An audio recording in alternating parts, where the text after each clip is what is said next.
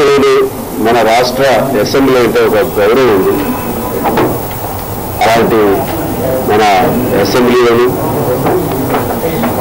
ఆవరణలోను చోటు చేసుకున్నటువంటి ఈ రెండు సంఘటనలు నిజంగా ప్రతి ఒక్కరు కూడా సిగ్గుపడాల్సినటువంటి విషయంగా మేము భావిస్తున్నాం. ఈ బడ్జెట్ సమావేశాల ప్రారంభ ఉపన్యాసం గవర్నర్ గారు రెండు సభలను ఉద్దేశించి చేస్తున్నటువంటి సమయంలో కొంతమంది వారి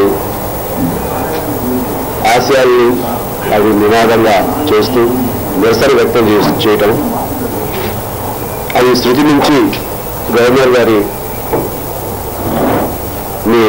అడ్డుకోవటం, మైకులు లాగేయటం, పోడియంని అక్కడి నుంచి ధ్వంసం చేయటం, ఇవన్నీ ఇది అప్రజాస్వామికం.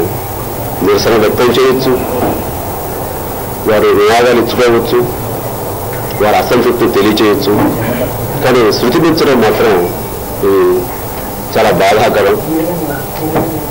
అదేవిధంగా ప్రజాప్రతినిధి అయినటువంటి జయప్రకాష్ నారాయణరావు ఆయన మీద ఈరోజు కొంతమంది దాడి చేయడం కూడాను చాలా బాధాకరం. దాన్ని అడ్డుకునే ప్రయత్నం చేసిన పాలనకి వెంకట్రావు గారు పెద్ద ఆయన మీద కూడా ఏదైనా దాడి చేయడం అనేది చాలా విచారించదగ్గ విషయం. ఇది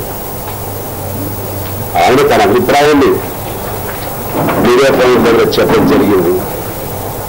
ఆయనకు ఆ రైట్ ఉంది. ఆ సమయంలో అడ్డుకోవడం అనేది ఇది చాలా సిగ్గుపడాల్సినటువంటి విషయం. మా వరకు మేము చాలా తీవ్రంగా పరిగణిస్తూ ఈ యొక్క దాడుల్ని ఖండిస్తున్నాం.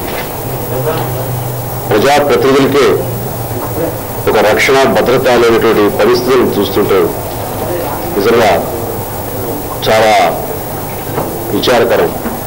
ప్రజాప్రతినిధులకే ఈ రోజున రక్షణ లేకపోతే సామాన్య జనానికి ఏ విధంగా ఉంటుంది.